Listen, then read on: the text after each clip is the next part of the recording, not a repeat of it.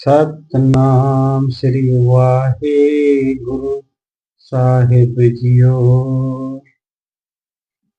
प्यारी साध संगत, प्यारे दर्शकों, गुरु नानक की सफत में ख्वाजा दिल मोहम्मद की लिखी हुई नज़म का आज दूसरा भाग आरंभ उसी से।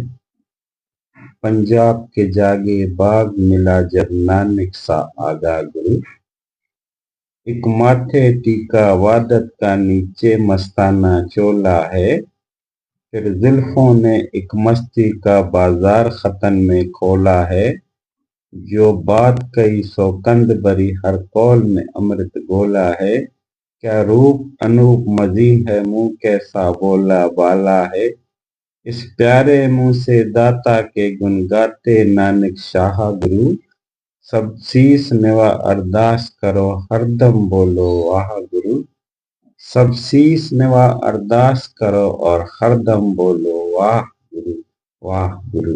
सतनाम श्री वाहिगुरु। प्यारे दर्शकों, कल की उसी बात को आगे बढ़ाते हुए आपके मन के अंदर एक तीरथ है, उसको पहचानें और सुनना स्टार्ट करें। सुन सुन के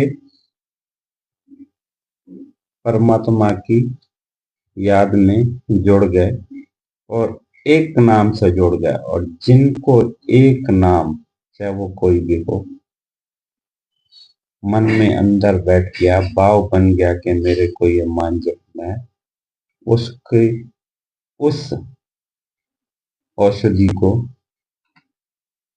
इसके बराबर दुनिया की कोई औषधि नहीं है। गुरु नानक साहब ने यही बातें समझाने के लिए कविता का सहारा लिया। उनके साथ पहला कवि जो था वो मर्दाना था, वो गाते थे। गुरु नानक साहब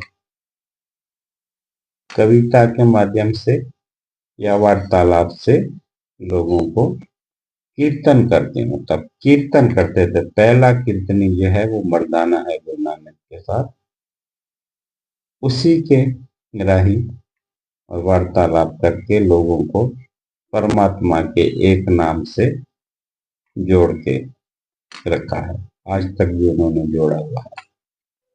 उसके बाद बहुत सारे लोगों की कीर्तन तक पहुंच नहीं होती, तो गुरु अर्जन देव महाराज ने कथा की परंपरा चालू की। पहले वो खुद कथा करते थे गुरु अर्जन देव महाराज, फिर उनके बाद गुरु भाई गुरदास साहब वो कथा करते थे। अमृतसर के पास एक जगह है विवेकसर, वहां पे बैठ के वो कथा करते थे। कथा के माध्यम से लोगों को परमात्मा से जोड़ते थे, क्योंकि उनको सुनाना था और प्रेमी उनकी बात सुनकर मन में भाव बना और परमात्मा से जुड़े। उसके बाद 6वें पातशाह गुरु हरगोबिंद साहब महाराज ने डाडी सिखों को जन्म दिया। डाडी सिख सबसे पहला जो था वो अब्दुल्ला था। अब्दुल्ला जो है वो जंगी तर्जों में कविता के रूप में गा गा के लोगों को प्रेरित करता था और नाम से जोड़ता था। लास्ट में 10वें गुरु, जब गुरु गोबिंद सिंह का जमाना आया, तो वो कवि के रूप में उनकी वाणी कब्यो बाज बेनती चौपाई, वो कविता के रूप में 52 कविताओं के साथ परमात्मा की स्तुति करते रहे, लोगों को सुनाते रहे और नाम से जोड़ा।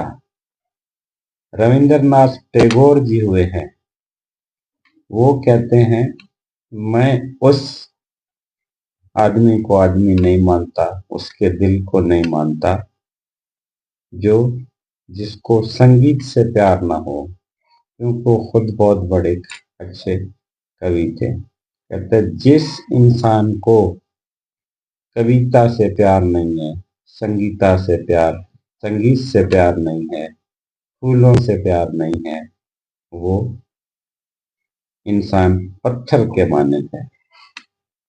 इस तरह हमारे सारे गुरुओं ने किसी न किसी तरीके से संगत को जोड़ा। और एक बहुत बड़ा निर्माण शब्द जो गुरु नानक साहब ने हमको दिया है, सिख, सीखने वाला। सिख का मतलब है हमेशा सीखते रहो। जो ये कहता है मैं सब जानता हूं, नहीं। जो गुरु नानक साहब कहते हैं सिख, जो कहता है मैं कुछ नहीं जानता, बस मैंने सीखना है, उसी को सिख कहते हैं गुरु नानक साहब। सिख के मन में कभी ये नहीं आता कि मैं सब जानता हूं। इसी तरह कविता अकबर बादशाह के दरबार में गाते थे तानसेन। तानसेन की वाणी, रब्बी वाणी सुन सुन के अकबर बादशाह खो जाते थे। तो एक दिन उन्होंने तानसेन से पूछ लिया, तानसेन तेरे से अच्छा भी कोई गाता है? तो उसने कहा हाँ गाता है। कहता है कौन? ले आओ दरबार में। कहते नहीं बादशाह सलामत, वो नहीं आएगा। उसका नाम है हरदास, हरि का दास, जो वृंदावन की झुग्गियों में रहता है। और वो जब परमात्मा की रंग में आता है तो मुझसे बहुत अच्छा गाता है। तो अकबर बादशाह ने कहा मुझे उसको सुनना है।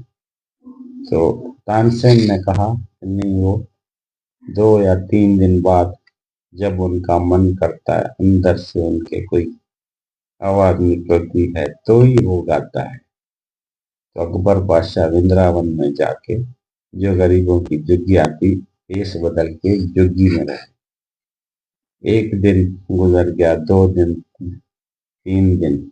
अकबर बादशाह को गुस्सा भी आने लगा कि 3 दिन से मैं पूरे हिंदुस्तान का बादशाह होके यहाँ रह रहा हूँ और आवाज सुनने को नहीं। लेकिन 3 दिन के बाद एक झुग्गी से आवाज आई, कविता, जो कि भाई हरदास जी गा रहे थे।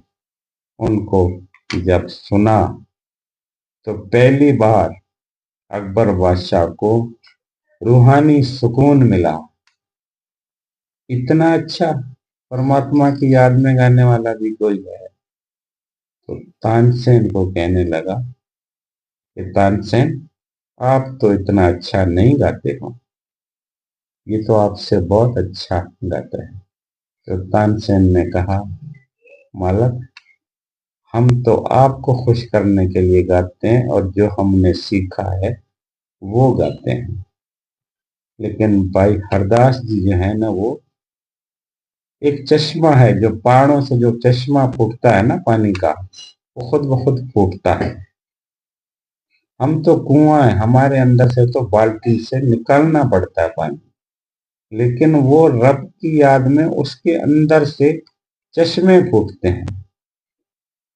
वो दुनियावी बादशाहों के लिए नहीं गाता है, वो बादशाहों के बादशाह परमात्मा के लिए गाता है। तो इसलिए आपको जैसा अच्छा लगे सुनना स्टार्ट करें। दास की ये विनती है, चाहे आपको कीर्तन सुन सुन करके नाम से जुड़े, कविता सुनकर जुड़े, कथा सुनकर जुड़े, सुनने को अपना पहला मूल मंत्र बनाइए। और सुनते सुनते जब अंदर आपका भाव मान जाएगा कि भाई परमात्मा का सिमरन करना चाहिए, तो आपके श्वास श्वास में सिमरन चलता रहेगा। यही आज तक आज की बेनती। दास को संगत का आशीर्वाद। सतनाम श्री वाहिगुरु, सतनाम श्री वाहिगुरु।